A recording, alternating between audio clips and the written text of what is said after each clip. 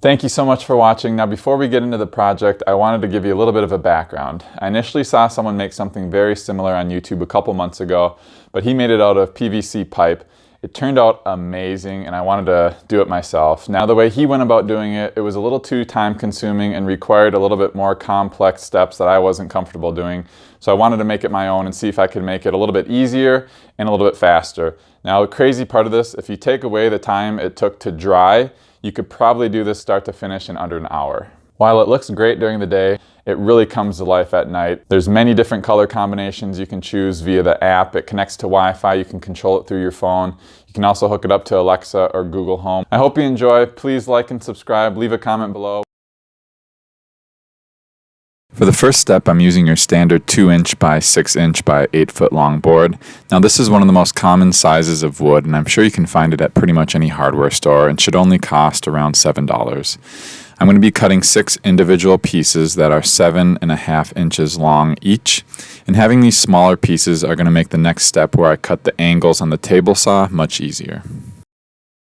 She's right there, I can't deny the beauty before my eyes. I can't help but fall in line, 'cause there's truth in her lies. Once again, I'll be using a table saw to make my next cuts. I'm setting the saw to 30, which will move the blade to a 60-degree angle.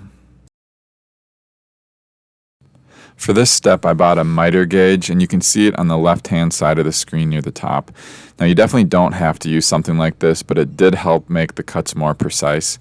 Now, if you only have a fence on your table saw, that will work just about as good, but it does require a little bit more of a steady hand. Right now, I'm just trying to line things up so that when the angle is cut, it takes off a little bit more wood than necessary. After both cuts are made, I want each piece to be 7 inches long on the outer side. Now, you can certainly make it longer than 7 inches if you want a bigger hexagon, but due to the size of the LED light that I'm using, I don't want the pieces any smaller than 7 inches. I've lost my way, chasing cars and wasting days. Am I here to pass your time? 'Cause now that all the cuts are made on the one side, I'm going to move my black stopper piece on the miter gauge over just a little bit and lock it in place and make the rest of the cuts. see our blurred lines. Am I just chasing dreams? 'Cause it's not what it seems. Have I After all the angled cuts are made, I'm going to move my saw back to 90 degrees and lower it so it's about a ½ inch above the table. And after moving the blade, I always use a digital angle finder to make sure the angle is accurate, since from past experience, table saws preset stops can sometimes be a hair off. So depending on your cord management aspirations, you could definitely skip this step. However, I want to hide the power cord as much as possible, so I'm going to be cutting out a channel on what's going to be the back side of the hexagon so that I can tuck it away and out of sight. Now, if I plan on having the LED light at the bottom of the hexagon and shining up, I wouldn't really need to use this channel. But if I'm going to be using the light on the top shining down, this is something I definitely recommend doing so that the end result just looks a little bit cleaner. between the lines, those blurred lines, those blurred lines? Is this real or am I? After the first cut for the channel is made, I'm going to be moving the fence over about a ½ inch, and then I'll be making another pass. And after this cut is made, I'm just going to be going back and forth, cutting out the wood in between. And I'll also add that if you do have a nice router table, you could easily use that to make this step go a little bit faster, but a table saw does work just fine. Chasing dreams, is this real or am I chasing dreams? All the cuts have been made for the channel, and I'm going to be using a chisel to clean out the slivers of wood that the table saw missed.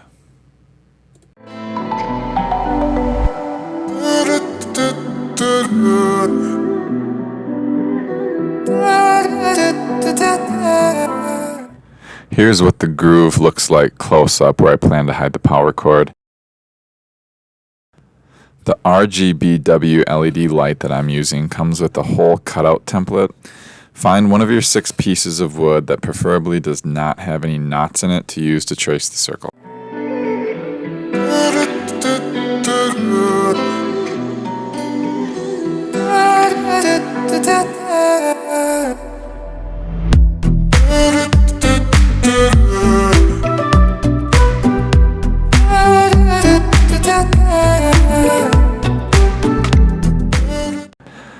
There are many ways to cut a hole in wood, so if you don't think you have the tools, just YouTube it and I'm sure you can find a way that will work with what you have.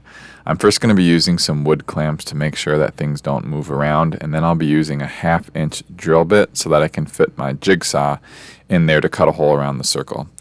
This doesn't have to be perfect or look pretty since the lip of the LED lights will cover up the edges.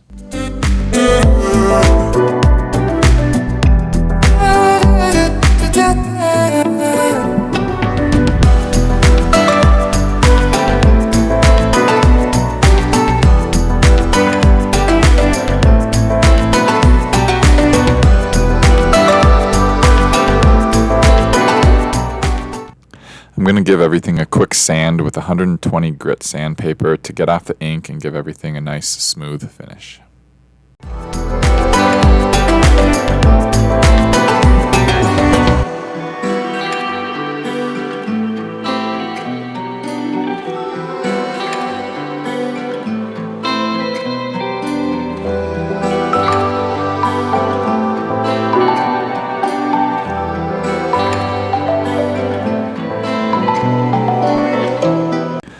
I already made one of these hexagons and painted it white, but for this one I wanted to stain it a rich walnut color. First I'm going to be putting on some pre-stain conditioner. I'm applying a thin coat of the clear liquid and letting it soak into the wood for about 5 minutes and then wiping off any of the excess liquid. This is going to help the stain go on a little bit more smoothly and hopefully avoid some blotching.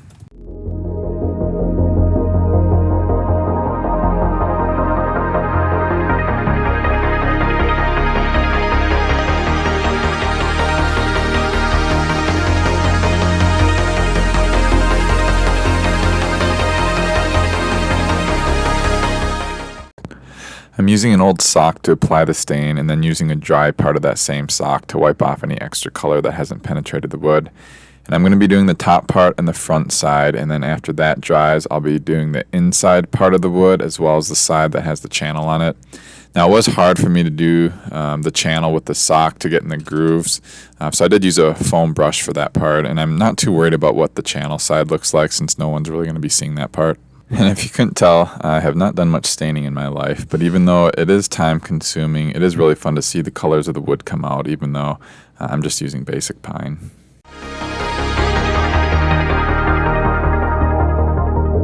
Far away from my mistakes, can you take this pain away? It's not easy to let go. Have you loved somebody else?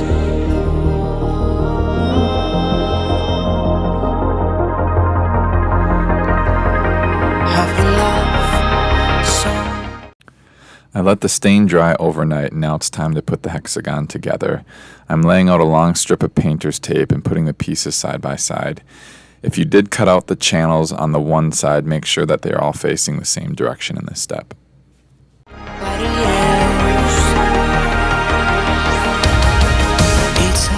I'm going to be applying a thin bead of wood glue on one side of each piece and then rolling everything together.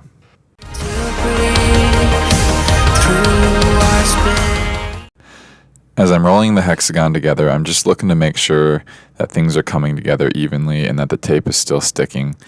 Now after it's rolled up and you're happy with the way everything came together, let it sit for at least a few hours to allow the wood to dry, but if you want to be safe, let it dry for about 24 hours.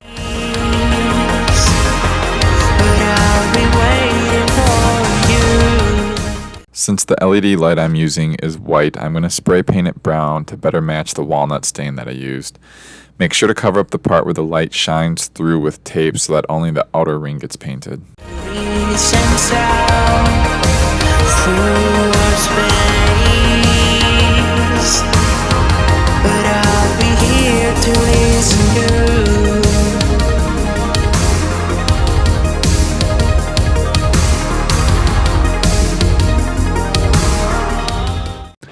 If you're wanting to have the light at the top of the hexagon shining down, you're going to need something to cover up the hole on top. I'm using a simple metal circle I found online, and we'll be spray painting this brown as well. It's getting late, we'll get away, we'll fade away, we'll run away from here.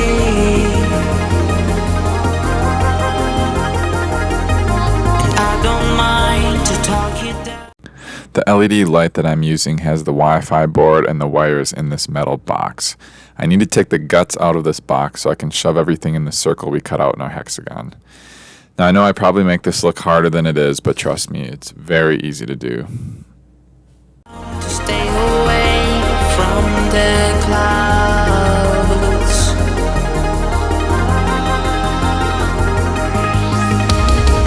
It's hard to breathe through our space,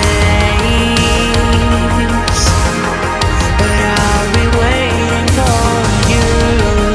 Every sense out through our space. After the black box is out, I use a couple pieces of electrical tape to seal it back up so it looks nice and tidy. But I'll be here to listen to.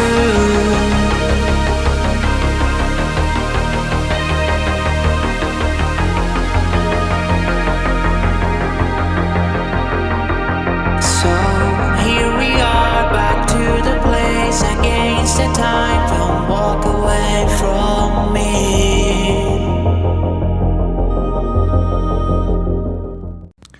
Now that the spray paint is dried overnight, I'm going to be removing the tape from the center of the light to make sure everything looks good underneath.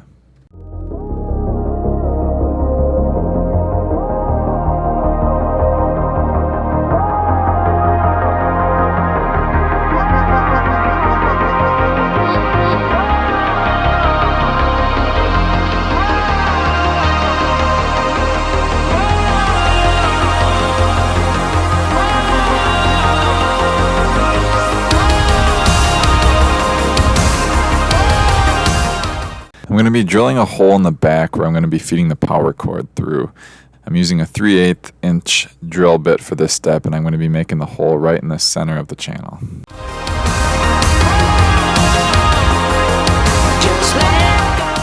I ordered a basic AC cord with exposed wires in order to power the LED light. Here you can get the idea of how you can hide the power cord in the groove when assembled. And you may choose to secure the cord in the groove with some type of covering if it doesn't want to stay in there, but if the channel is deep enough, it could very well not need anything to stay put.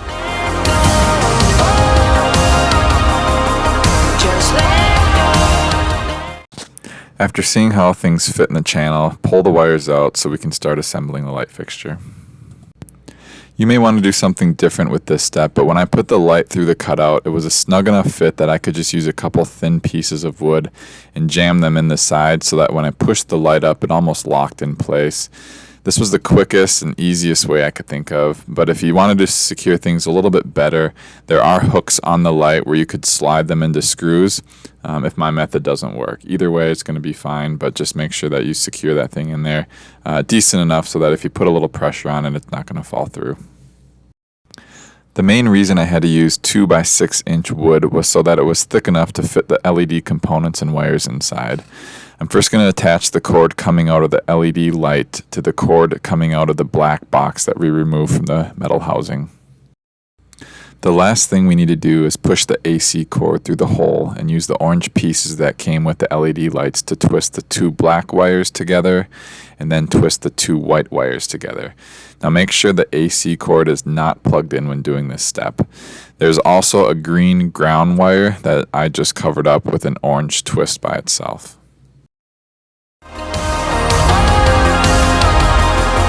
Just let go, let go. When hope has faded away, and it's hard to find a way. Will you take my hand across the devil's spawning free? When hope has faded away, and it's hard to find a way. Will you take It is snug, but there's plenty of room to arrange the wires in the black box so that they all fit nicely in the circle cutout. I'll do a quick test to make sure the lights turn on, but make sure to keep watching for the final pictures of this hexagon as well as the slightly larger one I built and painted white. my hand across the